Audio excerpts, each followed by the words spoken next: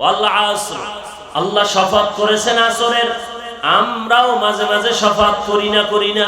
আর কসম তো শুধু এখানে না, আল্লাহ অনেক জায়গায় কসম করেছেন। অত্তিন ওয়াজ-যাইতুন ওয়া তুরি সিনিন ওয়া হাযাল বালাদিল আমিন। তিনের কসম, জৈতুনের কসম, তুর পাহাড়ের কসম, নিরাপদ শহর মক্কা নগরীর কসম, ওয়াস সামাই যাতিল বুরুজ,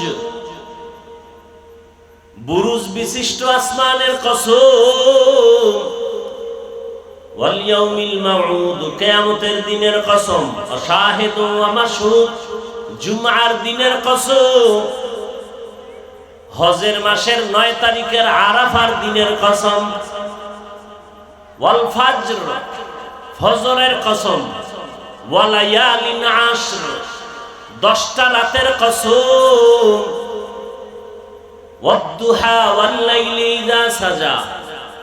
আহা, দিনের আলোর কসম, ওয়াশ-শামসি ওয়া দুহাহা, সূর্যের কসম, ওয়াল কমারি ইযা তালাহা, চাঁদের কসম। আহা, এভাবে একের পর এক কসম। আল্লাহ কসম করলেন, লা উকসিমু বিয়াউমিল কিয়ামাহ ওয়া লা উকসিমু বিন-নাফসিল লাওয়ামাহ। আল্লাহ তাআলা কসম করা, সন্দেহ দূর করা না, বরং কোরআন তো সন্দেহ নাই, চ্যালেঞ্জ দিছেন আজ ১৫০০ বছর পর্যন্ত। আমার আল্লাহর চ্যালেঞ্জ কেউ গ্রহণ করতে পারে নাই, রাসূলের যুগেও পারে নাই, সাহাবাদের যুগেও পারে নাই, তাবেঈ যারা এদের যুগেও পারে নাই, তাবেঈ তাবিঈনদের যুগেও পারে নাই, আজও পারে না। তবে অনেকে অপচেষ্টা করেছিল কোরআন বিদায় করবে। ইস্ট ইন্ডিয়া কোম্পানি ছিল বাংলাদেশে, কোরআন পুড়ে ফেলাও, কোরআনের আওয়াজ বন্ধ করে দাও, মাদ্রাসায় তালা লাগায় দিছে। ব্রিটিশ বেঈমানেরা হাজার হাজার মাদ্রাসা বন্ধ করে দিয়েছে, হাজার হাজার আলেমকে ফাঁসি দিয়া গাছের সাথে ঝুলায় রেখেছে। ভারতের জমিনে কোরআনের মার্কাজ থাকবে না, আলো থাকবে না। কিন্তু আমার আল্লাহর সিদ্ধান্ত, আল্লাহ এমন ভাবে আলো জ্বালালেন যে সারা দুনিয়ায় কোরআনের আলো যেখানে যেখানে জ্বলে, সব আলোর ফ্যাক্টরি হলো ভারতের জমিনে দেওবন্দে। আল্লাহ তাআলা শপথ করে সন্দেহ দূর করার মাকসাদ না, বরং দয়াময় রব্বুল আলামিন শপথ করেছেন, বুঝাইতে চান কোরআনের সব কথাগুলো নির্ভেজাল সত্য। তবে কসমের কথাটা আরো গুরুত্বপূর্ণ, মানুষের অন্তরকে আকৃষ্ট করার জন্য আল্লাহ শপথ করেছে। আর যেই জিনিসের উপরে শপথ করেছেন জিনিসটা বড় দামি, বুঝাবার জন্য। 3 বড় দামি একটা ফল, জৈতুন দামি একটা তেল, তুর পাহাড় দামি একটা পর্বতমালা, নিরাপদ শহর মক্কা দামি একটা শহর। হাজারো মানুষের জবাই কইরা ওই অপরাধী যদি বাইতুল্লাহর এরিয়ায় ঢুকতে পারে, তখন এরিয়ায় থাকা অবস্থায় চোখ গরম করে তাকানো হারাম। শুধু মক্কার সম্মান, যেই মক্কার ঘরের দিকে তাকায় আছে শুধু চুপচাপ, অনবরত শুধু সওয়াব লেখা হয়। যেই মক্কার এরিয়ায় ঢুকিয়া কেউ যদি একবার বলে আল্লাহ, 1,00,000 বার আল্লাহ বলার সওয়াব। আসমান বড় দামি এক সম্পদ, কসম করেছেন আসমানের, জমিনের কসম, সূর্যের কসম, দামি এক সম্পদ। ঠিক আসরের শপথ করেছেন, আসর বড় দামি এক সম্পদ। আর কসমের পরে যে কথা বলবেন সে কথাগুলো গুরুত্বপূর্ণ। আল্লাহ বলেন আসরের শপথ, ইন্নাল ইনসানা লাফি খুসর, সব মানুষ জাহান্নামে যাবে, কিন্তু 4 গুণওয়ালারা জাহান্নামে যাবে না। কত গুরুত্বপূর্ণ কথা। আমি যে শুরুতে বলেছিলাম, হাসরের মাঠে বহু মা বাবা শুধু সন্তানের অপরাধের কারণে জাহান্নামে যাবে। আল আসর সূরার ব্যাখ্যা শুনলেই বুঝবেন কে জান্নাতে যেতে পারবে আর কে পারবে না। 4 গুণওয়ালারা জান্নাত পাবে আর সব জাহান্নামী। প্রথম গুণের নাম ঈমান, যার ঈমান আছে। দ্বিতীয় গুণের নাম নেক আমল। আপনি আল্লাহকে বিশ্বাস করেন, কোরআন বিশ্বাস করেন, কিন্তু আল্লাহর হুকুমে নামাজ পড়েন না, তাহলে আপনার মধ্যে ঈমান আছে, আমল নাই। এক গুণ আছে, তাও আবার পরিপূর্ণ না। যদি বলেন সব ক্ষমতার মালিক জনগণ, তো ঈমানও নাই। সব ক্ষমতার মালিক কে? যদি বলেন জনগণ, তো ঈমানও নাই। এবার নেক আমল করলে লাভ কি? এক থাকলে না শূন্যর দাম, এক না থাকলে শূন্যের মূল্য কি? ঈমান থাকলে না জিকিরের দাম, আল্লাহ নামের দাম। পর্দা করলে দাম, দান করলে দাম, ঈমানই নাই। আপনি পর্দা করলে কি না করলে কি, জিকির করলে কি না করলে কি, দান করলে কি হবে না করলে কি হবে, আপনার তো ঈমানই নেই। 1 নাম্বার গুণের নাম ঈমান, দ্বিতীয় গুণের নাম নেক আমল।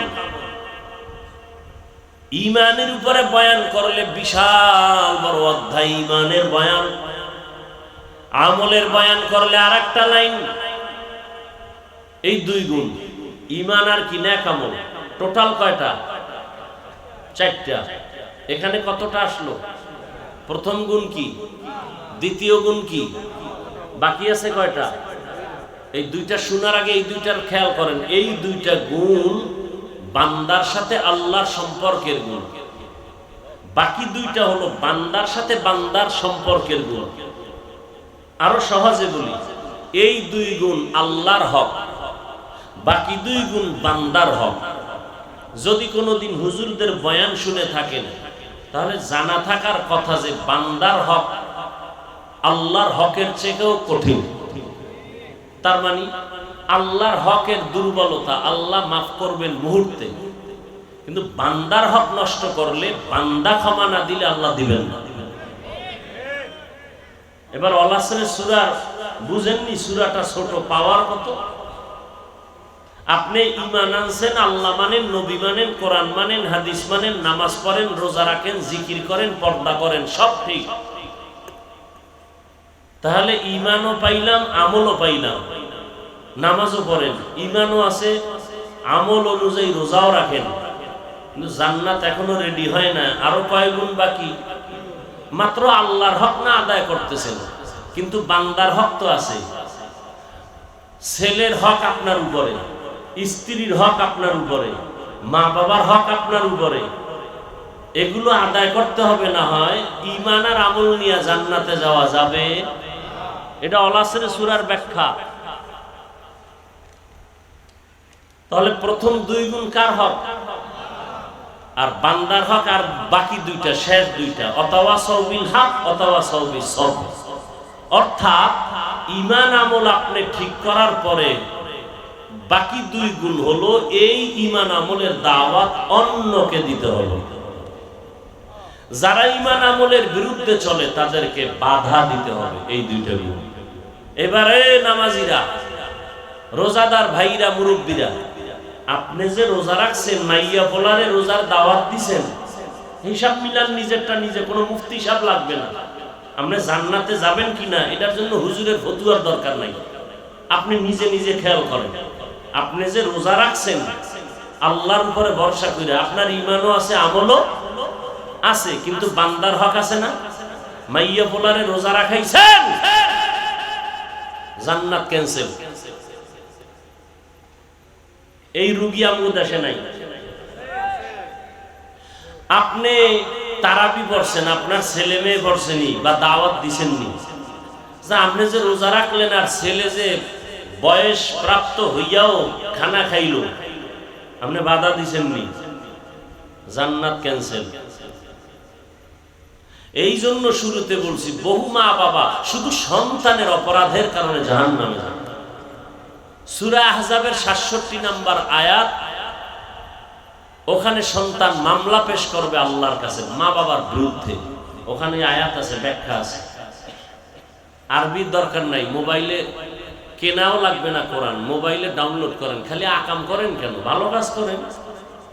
গুগলে বা ইউটিউবে সার্চ দেন, বাংলা কোরআন লিখে নামায় নেন, ডাউনলোড করেন, এরপরে বাংলা কোরআন পড়েন।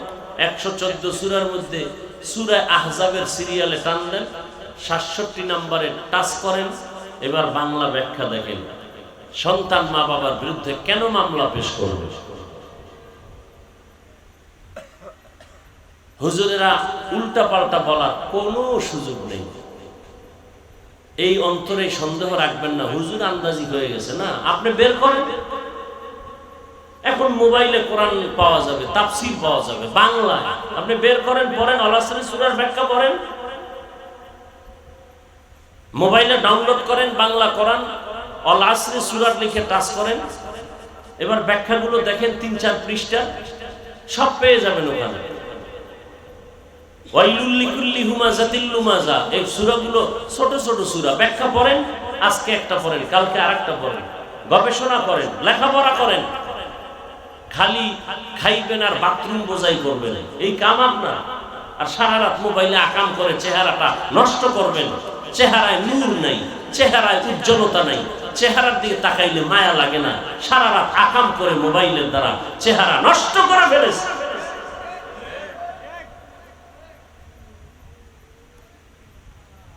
বুঝেন না তো, বুঝেন না।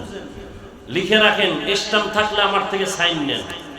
আপনি অন্যায় করতেছেন, দ্বিধাহীন চিত্তে লিখে রাখেন, আপনার সন্তান আরো 10 গুণ অপরাধী লাইনে চলে যাবে।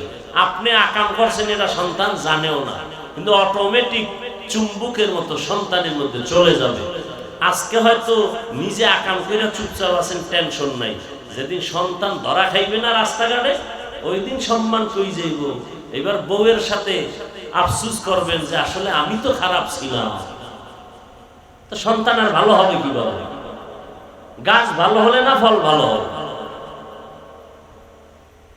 আল্লাহ দেখাইবে মরার আগে, মরার পর না, মরার আগেই দেখবেন যে নিজে যে আকাম অন্যায় করতেছেন, আল্লাহ চোখের সামনে দেখাইবে। আপনার মেয়ে, আপনি যদি হালাল বাবা হন, হালাল ভাবে স্ত্রীকে চালান, আপনি কোনদিন অন্যায় যদি না করেন, নিশ্চিন্তে থাকবেন আপনার সন্তান অন্যায়ের পথে যাবে না ইনশাআল্লাহ। আপনি কারো মাথায় বাড়ি দিয়েন না, আপনার ফ্যামিলিতে কেউ আঘাত করবে না।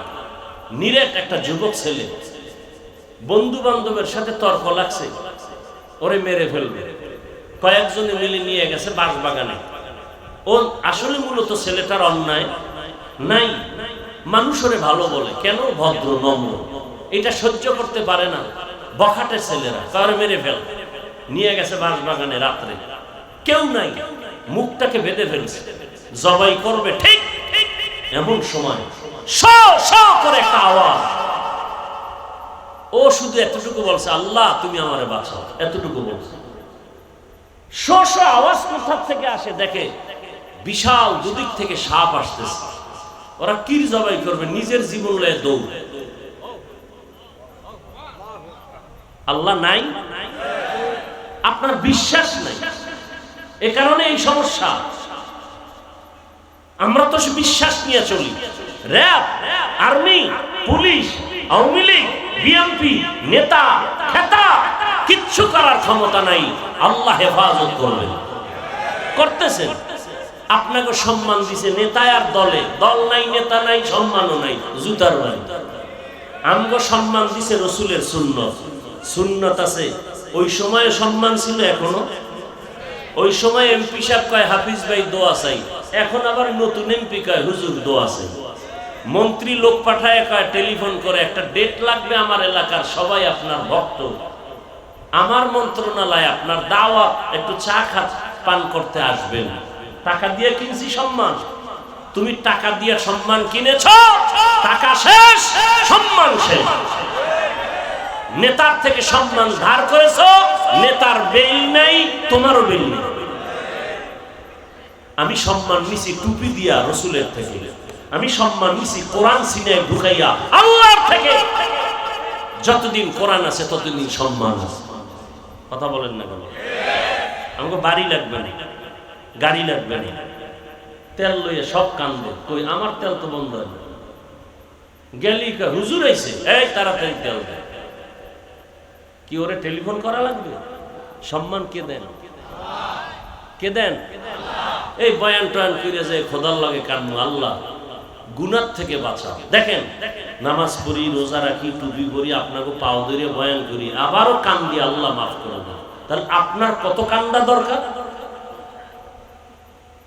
আপনি তো নামাজ পড়েন না, রোজা রাখেন না, জিকির নাই, হালাল নাই, হারাম নাই, কিচ্ছু নেই, আপনার কত কান্না দরকার?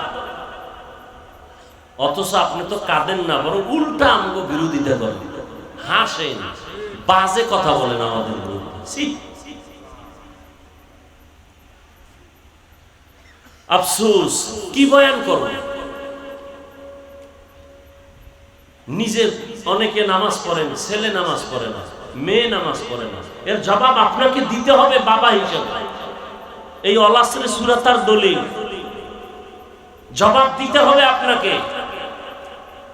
একটা কদম আপনি আগাতে পারবেন না। এই জমিন হবে কিয়ামতের মাঠ, এই জমিন, এই পুরো জমিনটাই মাঠ, আলাদা কোনো জমিন নেই, এটাই হবে কিয়ামতের মাঠ। কিচ্ছু থাকবে না, সমান মাঠ থাকবে। আর আল্লাহ যে বসবেন এরকম স্টেজ হবে, স্টেজ, সেটা ওই যে প্রথম কিবলা বাইতুল মাকদিস আছে না, ওখানে হবে আল্লাহর এই স্টেজ। সেই স্টেজে আল্লাহ কুদরতের আসনে বসবেন, আর ডান পাশে থাকবে রহমাতুল লিল আলামিন।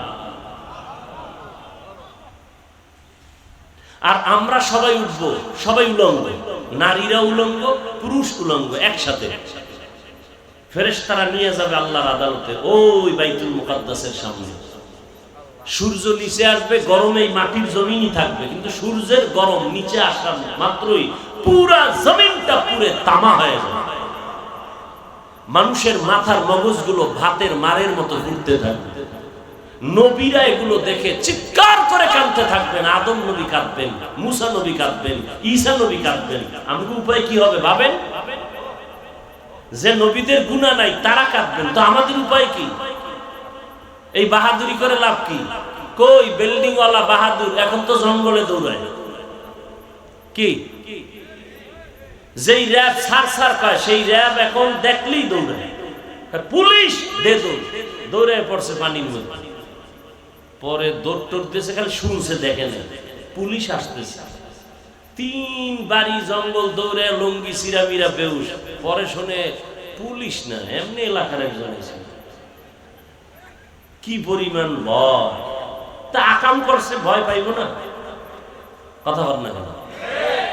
গরিবের পেটে লাথি মারছে, আর ও যখন কানছে আসে আজিমর চোখের পানি চলে গেছে না।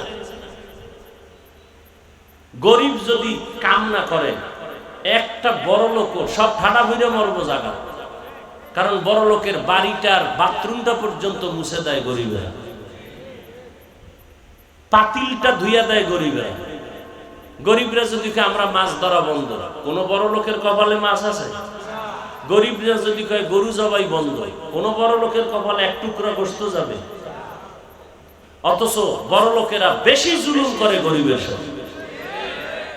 আর রসুল বলছেন, গরিব কোনো ভয় পাইস না, খালি আল্লাহর আর রসুলের আদর্শ নিয়ে চল, ধনী লোকের 500 বছর আগে জান্নাত। তোর টাকাও নাই, হিসাবও নাই। কি দুর্নীতি দমন কমিশন কি রিকশাওয়ালারে খোঁজে? কারে খোঁজে? ওর টাকাও নাই, ওর দুর্নীতির মামলাও নাই। যার টাকা আছে ডাইনে বামে রাইতে দিনে হোমানে দুর্নীতির মামলায় উপর হিসাব দে, এত টাকা পাইলি কই? কথা বল না, রাগ করতেছেন আপনারা? আমি কিন্তু চিকিৎসা করতেছি কিসের? রুহের, কলবের চিকিৎসা চলতেছে। কলব পরিষ্কার করতে হবে। এজন্য আল্লাহ তাআলা বলেন, আসরের শপথ, ইন্নাল ইনসানা লাফি খুসর, সব মানুষগুলো জাহান্নামে যাবে, 4 গুণওয়ালা মানুষগুলো জান্নাতে যাবে। 1 নম্বর গুণ হলো ঈমান, দ্বিতীয় গুণ হলো নেক আমল। এই 2 গুণ কার হক? আল্লাহর হকের ত্রুটি আছে, নামাজ যেভাবে পড়া লাগে পড়তে পারি না, আল্লাহকে আমি মাফ করে দিব। যেইভাবে সেজদা দেওয়ার দরকার পারি না, হক আদায় করে আল্লাহকে আমি মাফ করব। কিন্তু মায়ের হক যদি আদায় না করো, তোর মায়ে ক্ষমা না দিলে আমি আল্লাহও ক্ষমা দিব না। বাবার হক যদি আদায় না করো, বাবাই যদি ক্ষমা না দেয় আমি দিব না। কর্মচারীর হক যদি আদায় না করো, কর্মচারী ক্ষমা না দিলে আমার কাছে ক্ষমা নাই। ছেলের হক আদায় কর, না করলে ছেলে ক্ষমা না দিলে ক্ষমা নাই। বাবা হইয়া মেয়ের হক আদায় করো। এখন বাবা হইয়া ছেলে মেয়ের হক কি, এই যদি একটা একটা বলতে থাকি, এই এক রাইতে শেষ হবে। মা বাবার প্রথম হক, তুমি যে সন্তান চাও এর আগে ভালো একটা মা ঘরে আনো। ডানা কাটা ভরি ভালো মা, কি কাটা ভরি কয় না কা, ডানা কাটা পরি, তার মানে কি ওর অভ্যাস ডানা কাটবে। বিয়ার সিঁড়িতে ঘরে আই তোর মা খারাপ ডানা কাইটা, তোর বাবাও খারাপ ডানা ভালো না, কি করবো? কয়েকবার ঢাকা ফেলাট ল, ওখানে গিয়া তারে নারে বন্ধুরে গাইয়া টাইয়া কিছুদিন কর পড়বে তোর ডানাও খারাপ, আমি হিজরত করলাম।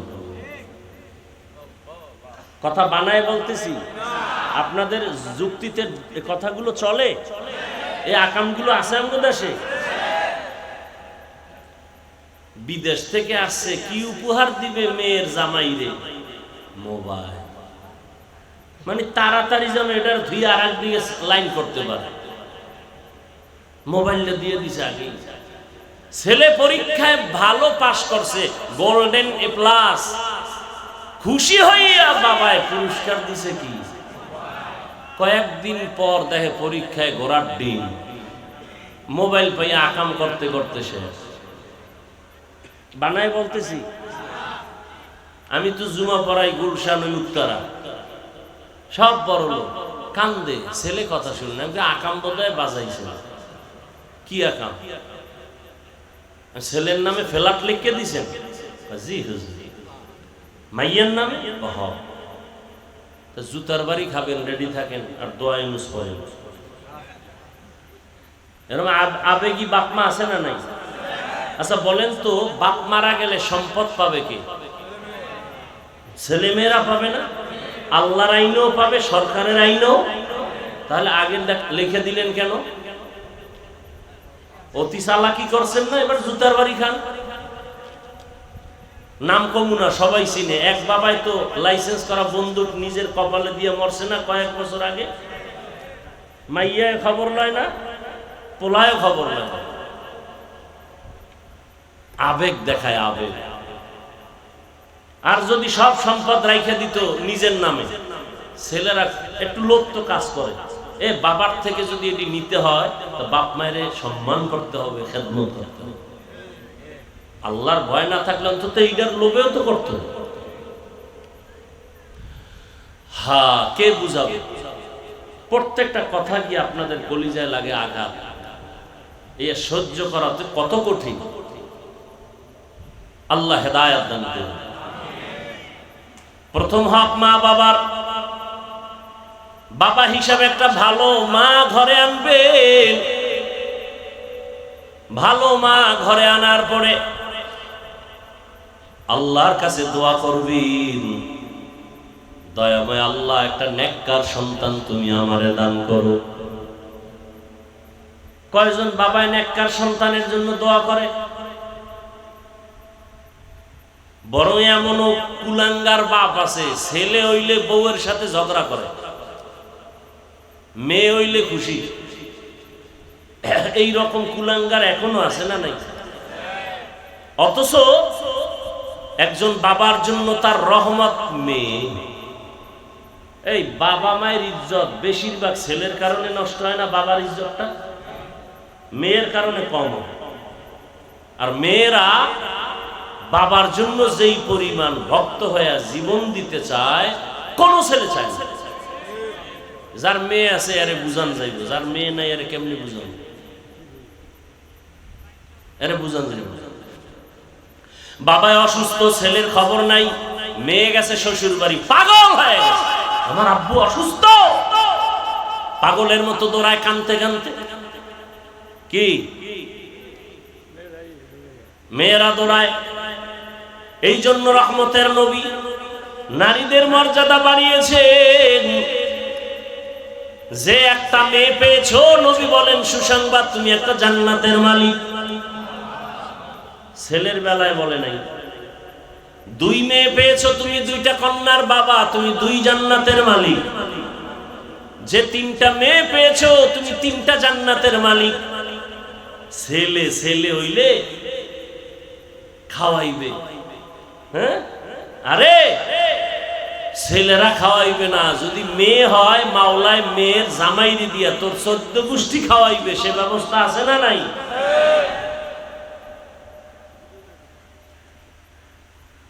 ছেলের জন্য এত পাগল কেন? যে পায়খানা খাইবে যৌতুকের নামে, জিব্বা কুত্তার মতো বের হয়ে গেছে, নিজে কামাই করতে পারে না, পোলারে দিয়া যৌতুক খাইব। আর পোলা এখন যৌতুক কি চায়? বাইক। আর এক মরণশ্রের নাম বাইক। যুবকরা বলতো আমারে 1 মিনিটে, এটার কি কয়, মোটরসাইকেল না কি কয় এলাকায়? মোটরসাইকেল, ভ্যান, রিক্সা, লঞ্চ, স্টিমার, বিমান, হেলিকপ্টার, এরপরে বাস, ট্রাক, এই যত দুর্ঘটনায় মানুষ মরে, গড়ে কোনটা অ্যাক্সিডেন্ট বেশি হয়? তোরা বল, যুবকরা বল। কিন্তু এইটা লইই তো তোরা দৌড়ো সারাদিন, তাও ভালো কামে তো যাও না, যাও আকাম করতে। আর যখন বাইকের মধ্যে উঠে না, শরীর খালি আগুন আগুন, আর পেছনে যদি বিপরীত পার্স থাকে তো আরো আগুন।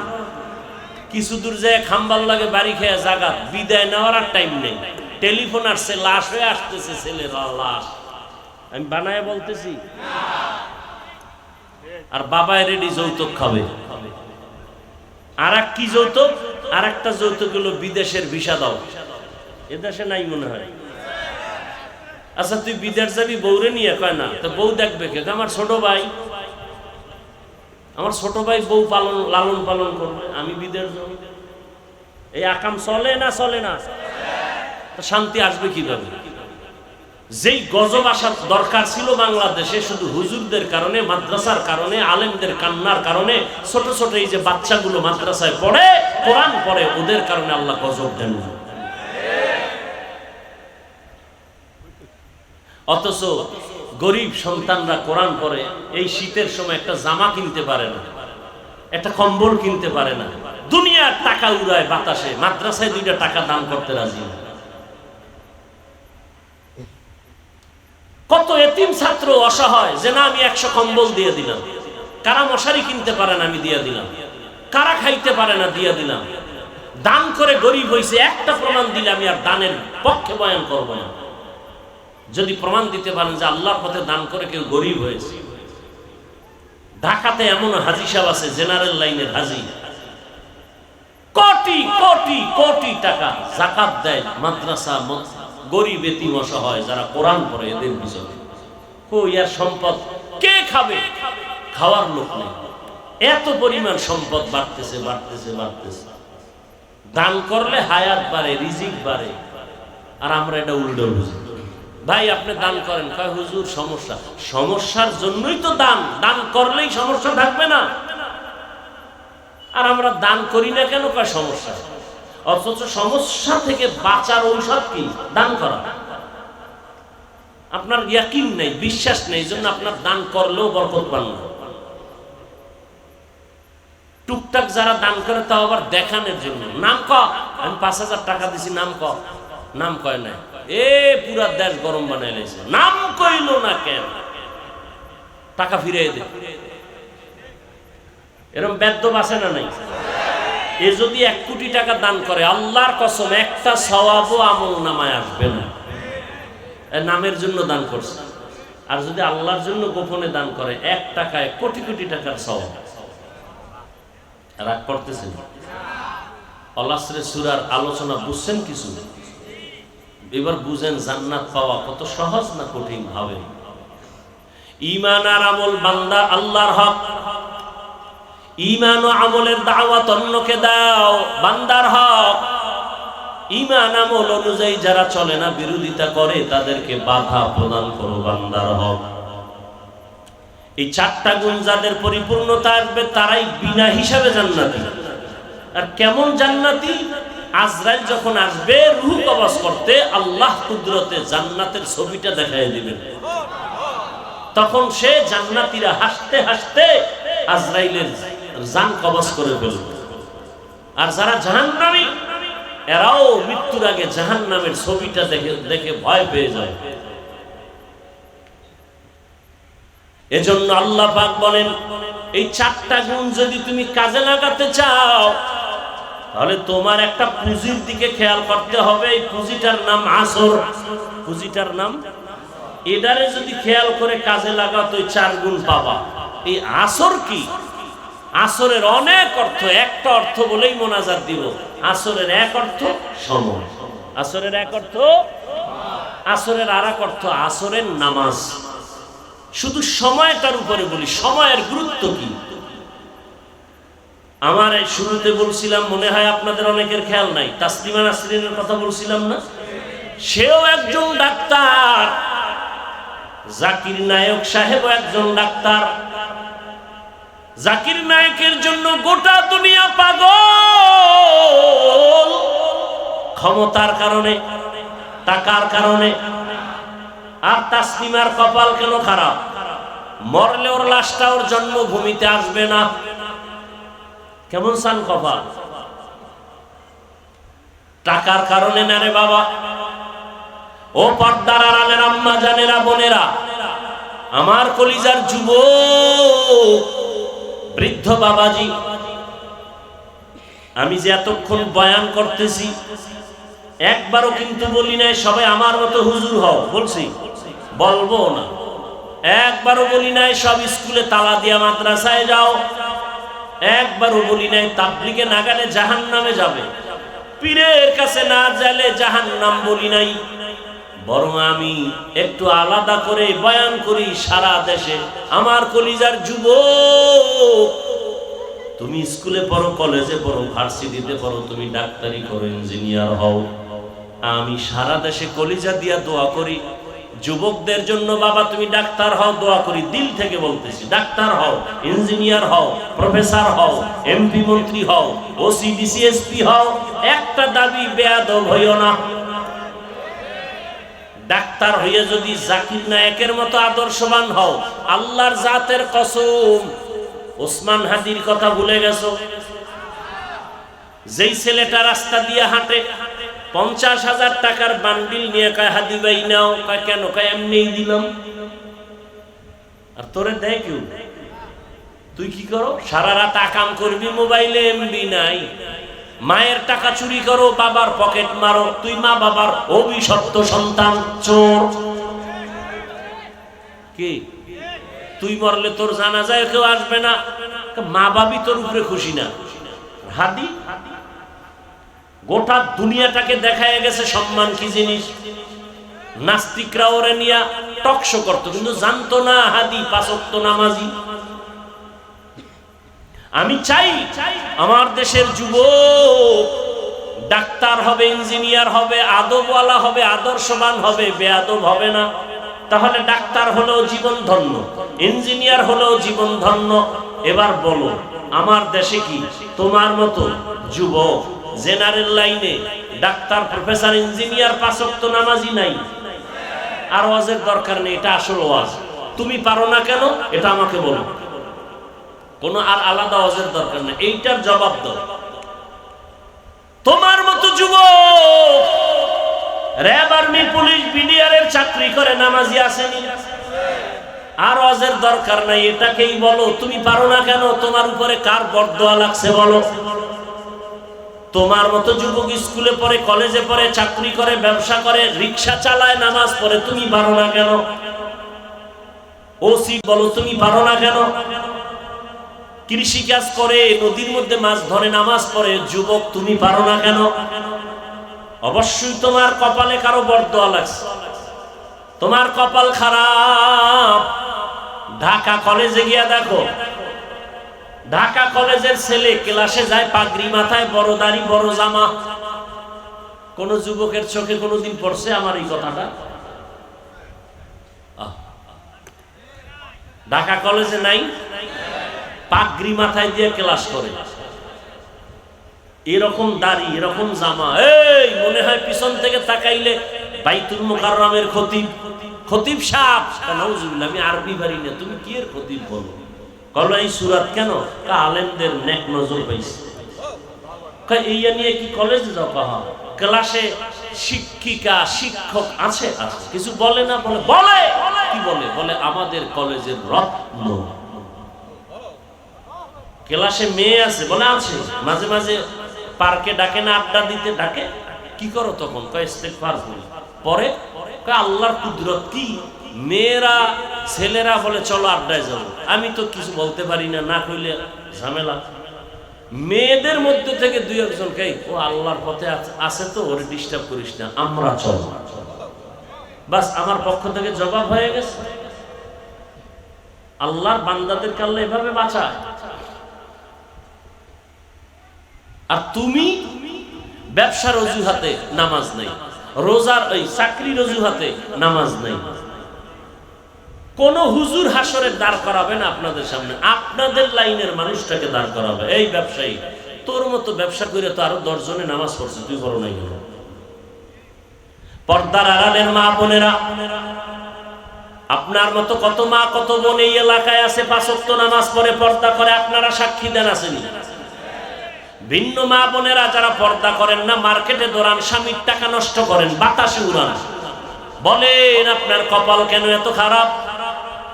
এই স্টেজে ছাত্রের মাথায় পাগড়ি দিলাম কোরআনের হাফেজ।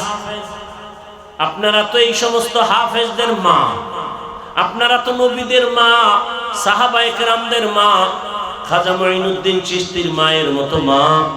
আপনারা তো খাদিজা রাদিয়াল্লাহু আনহার মতো দামি নারী, ফাতেমা রাদিয়াল্লাহু আনহার মতো দামি নারী। আরে আম্মা জান, কয়দিন আর বাঁচবেন? 5 ওয়াক্ত নামাজ পড়বেন, স্বামীর মাল হেফাজত করবেন, বেপরদায় চলবেন না। আর আল্লাহর দেয়া সন্তানটাকে আদর্শ ডাক্তার বানাবেন। কোরআন পড়ায় যদি ডাক্তার বানায় যাইতে পারেন, এক সময় সন্তান ডাক্তার হয়ে রোগী দেখবে, আজান হলে মসজিদে যাবে, নামাজ পড়ে কোরআন পড়ে পড়ে মা বাবার জন্য দোয়া করবে। এরকম ডাক্তার আমার দেশে নাই? সম্মান আছে না নাই? এরকম ইঞ্জিনিয়ারের অভাব নাই? আমি এটাই চাই, হে যুবক, মা বাবার দোয়া নাও, শিক্ষকের দোয়া নাও। বেয়াদবি করলে মরার আগে জীবনটা নষ্ট হয়ে যাবে। কত যুবকের দেখি রাস্তায় পাগলের মতো উলঙ্গ, কিন্তু ইংলিশে কথা বলে, আমি দেখছি। আবার আরবিতেও বলে। আরে পাগল, আবার ইংলিশ বলে কেন, আরবি বলে কেন? বহু ধ্যান করে চিন্তা করে পেয়ে গেলাম, আসলে পাগল হইয়া ইংলিশ শিখে নাই, বরং ভালো ছাত্র ছিল, বেয়াদবি করে অভিশাপ লাগছে, পাগল হয়ে গেছে।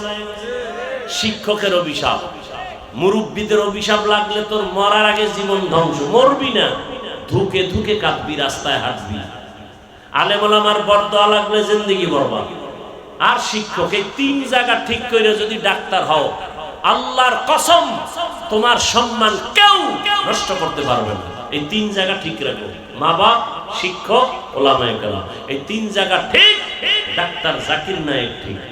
3 জায়গায় বেদবি, তাসলিমা নাসরিনের কপালে জোতা। এরে পর্দার আড়ালের আম্মা জানেরা, বোনেরা, আপনার মতো কত বোন লেখাপড়া করে, পর্দা করে, নামাজ পড়ে, মোবাইলে সময় নষ্ট করে না। আপনারা কেন পারবেন না?